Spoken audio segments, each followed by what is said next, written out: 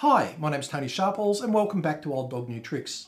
In this episode, we're going to take a look at sourcing and also distributing your product from a country overseas. As you delve into online selling, you realise that it's much more than just putting products on a web page with a price and doing some marketing. That's just the most visible and easiest part of the process. You're also going to need to develop plans about how you will source the products you sell, and then how you'll get those products delivered to the customer that buys them. The first option is to do it all yourself. This usually means that you manufacture or source the products locally, and you store the inventory in a warehouse or maybe your garage, and then finally take all of the items down to the post office to send them out as they're ordered by customers. This is a great strategy if your product volumes are small or your product is particularly local or niche.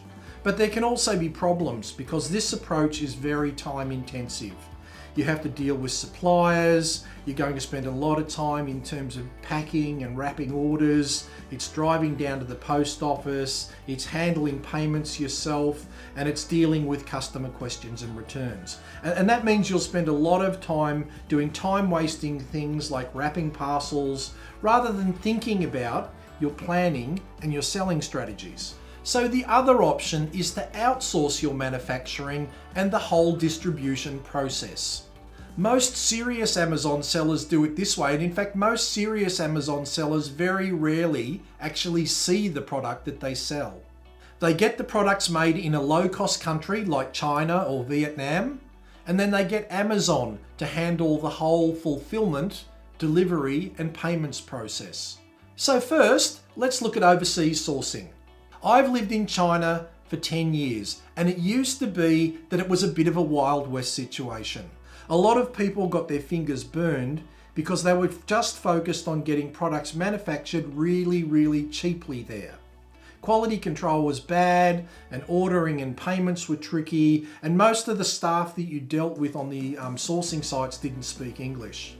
But really, thanks to all of those people that made the mistakes in the past, China is now a much better place to do business for people that are looking to source online. Most companies you deal with will have bright young English speaking people to help you. You have online ordering and payment platforms like Alibaba to make the process easier and also much more secure. And there are better ways of checking your product for quality control before they're shipped out of the country. If you choose to manufacture in countries like China, then my advice would be to start small and expect to make some mistakes along the way. Now, there are a number of common mistakes that people make with sourcing, and here are 7 of them in no particular order. Number 1 is ordering products without receiving a golden sample of what the final product will look like. Most people make this mistake if they're moving too fast or if they're managing too many products at once. Number 2 is choosing products that are really complicated. The more moving parts, the more technology, and the more complicated your products are, the more likely you are to have end customer headaches down the track. Number 3 is product hijacking. Now what this means is that you can go onto Amazon or eBay, have really thought through a product, find someone to manufacture it, get it out onto the market, and then suddenly you will find that weeks or months later, another product that is essentially the same suddenly appears with exactly the same features. Now, it's very hard to cover yourself for things like this in China unless you're prepared to throw a lot of money and time at it. Number 4 is just choosing the manufacturer that has the cheapest possible price, and that can really be a mistake.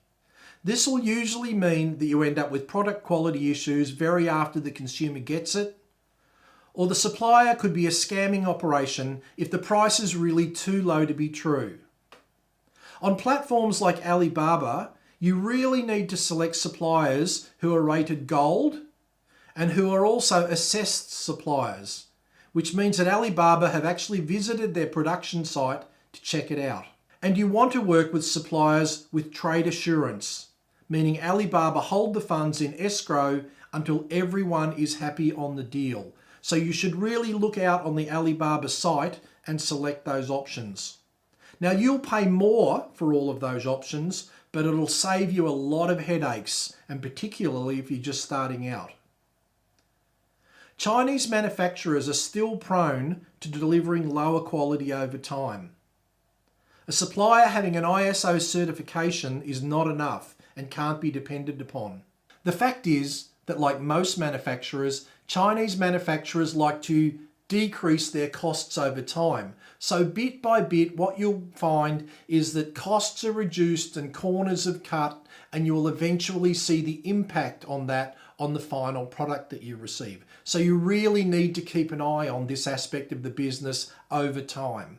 Number 5 is regulations. What you really need to do is you need to make sure that the product that you're manufacturing in China meets the manufacturing and the export guidelines in China. Now that's one part of the equation.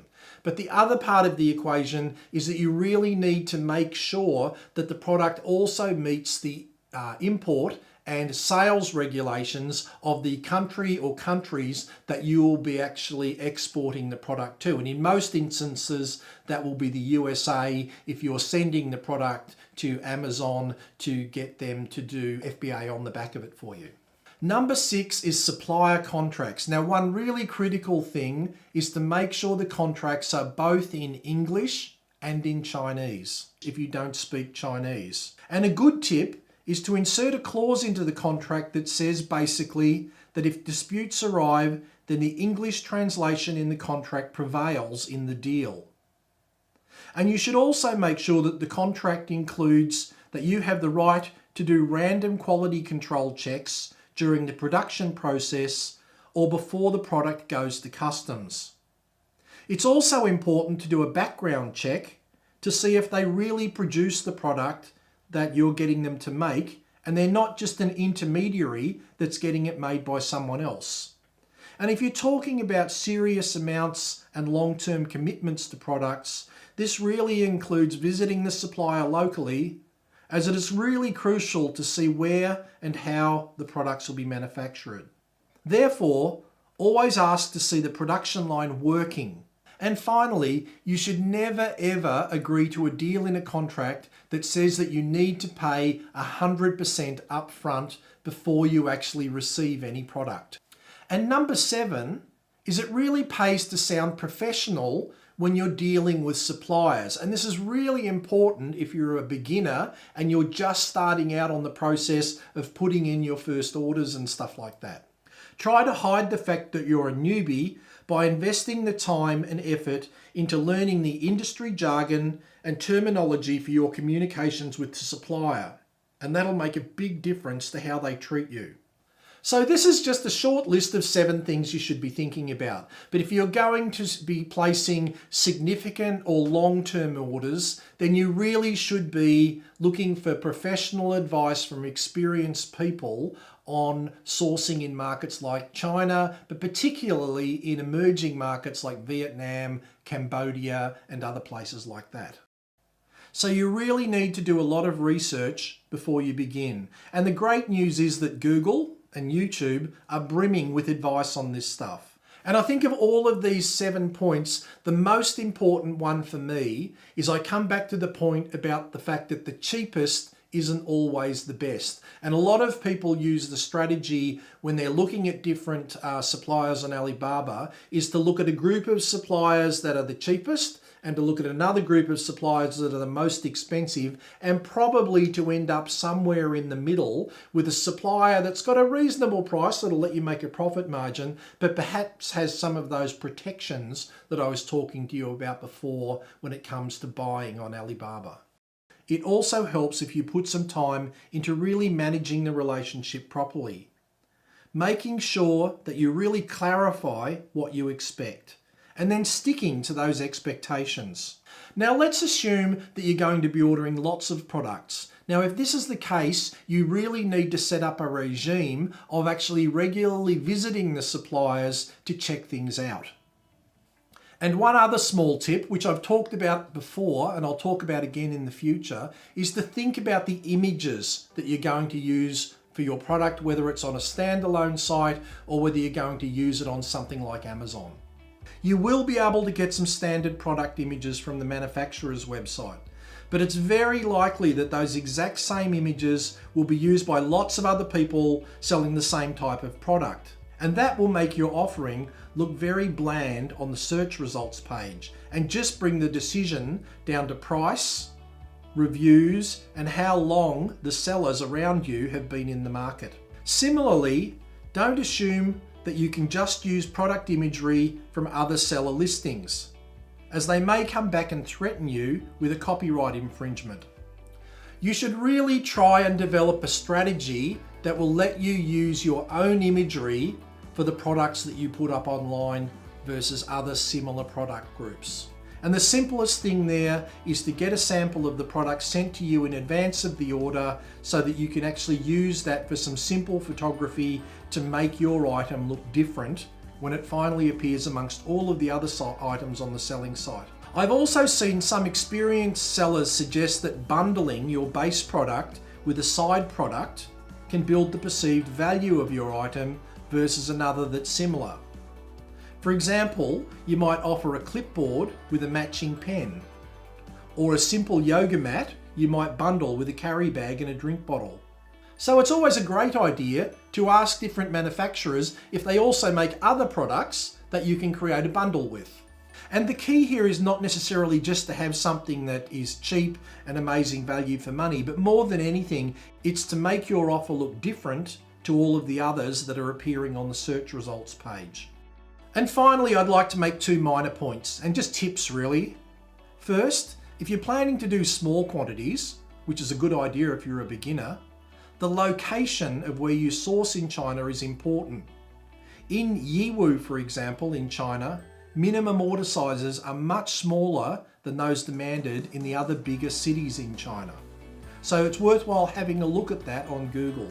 And another important thing about sourcing, and I think this applies to online selling in general, is to really try and pick a product area that you're either interested in or you already have some experience in. Running an online store will always be more fun and more rewarding if you're dealing in a product area that you're actually interested in. Well, I hope you got something interesting out of that.